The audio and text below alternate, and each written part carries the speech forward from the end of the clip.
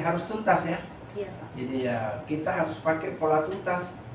Nah, di mana tiap kasus jangan kita biarkan begitu saja berlarut-larut. Iya. Sedapat mungkin setiap kasus kita bisa selesaikan dengan baik. Segera, iya. Ya segera diselesaikan.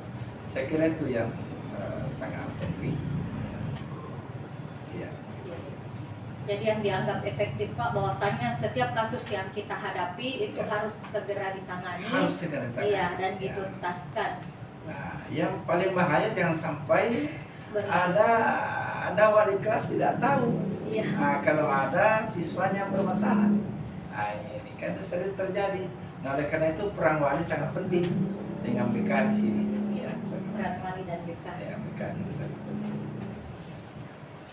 Selanjutnya Pak, hal-hal apa saja yang selama ini merupakan tantangan dalam pengambilan keputusan pada kasus-kasus dilema etika? Nah, tantangan itu banyak. Tantangan itu datanya bukan hanya dari luar, dari sekolah saja lah banyak tantangan. Nah, Dari diri kenapa? sendiri. Dari sekolah itu masih banyak teman-teman guru yang tidak satu paham, tidak searah ya, saling mempertahankan pendapat maunya seperti ini. Ya seharus itu satu tantangan. Yang kedua tantangan tidak semua juga orang tua dapat menerima begitu saja kebijakan yang ditempuh oleh sekolah, itu satu tantangan juga. Dan terlebih-lebih kepada siswa. Nah, sementara kita ini sebenarnya bermaksud baik.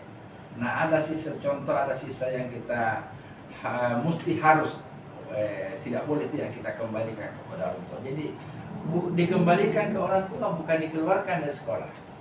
Nah, istilah dikembalikan ke orang tua itu salah satu kebijakan yang sangat manusiawi, dan kita kerjasama dengan orang tua supaya anak ini nanti jadi bukan gara-gara kasus itu sehingga dia putus sekolah. Tanggung jawab kita bersama adalah bagaimana anak itu bisa tetap melanjutkan sekolah sekalipun tidak sekolah ini. Nah, jadi kita harus carikan, kita tidak boleh begitu saja kita lepas begitu saja. Yang bahayanya jangan sampai anak ini putus sekolah. Nah, itu ya.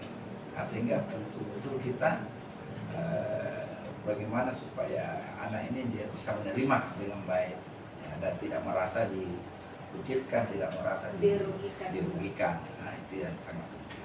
Iya. Selanjutnya Pak, saya akan bertanya kepada Bapak, apakah Bapak memiliki sebuah tata cara atau jadwal tertentu dalam sebuah penyelesaian kasus dilema etika? Ataukah Bapak langsung menyelesaikan di tempat atau memiliki sebuah jadwal untuk menyelesaikannya? Ya, jadwal itu ada sama BK ya, dengan wali kelas. Nah, kepala sekolah ketika misalnya selama kasus itu bisa diselesaikan oleh BK kerjasama dengan wali, tidak perlu sampai kepada kepala sekolah. Sesuai prosedur.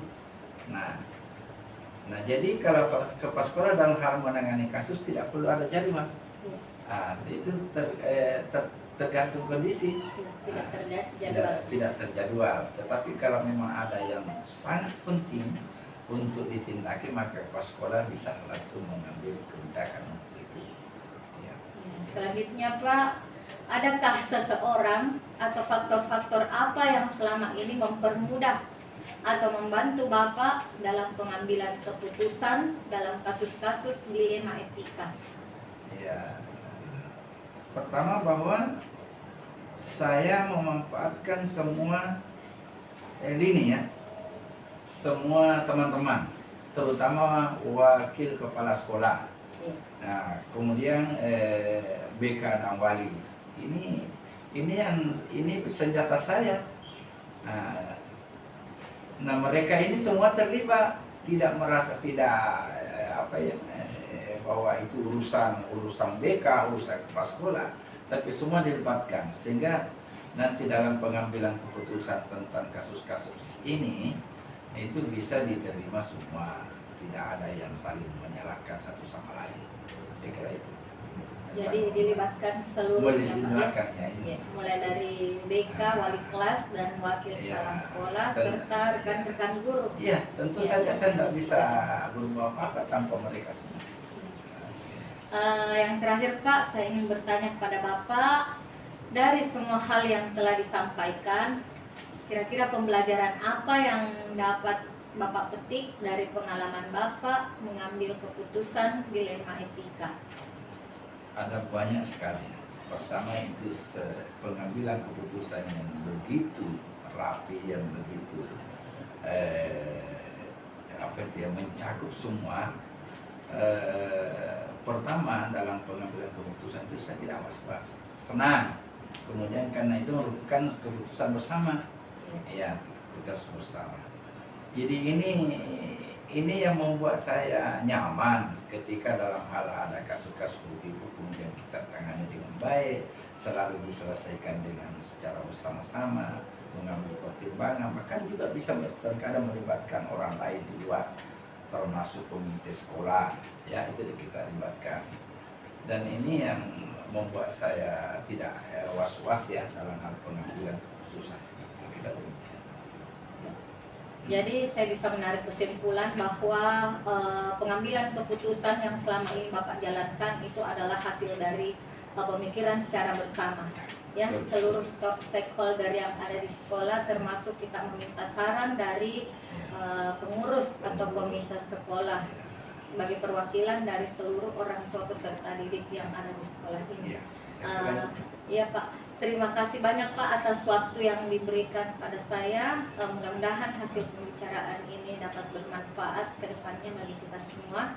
Assalamualaikum warahmatullahi wabarakatuh. Waalaikumsalam warahmatullahi wabarakatuh.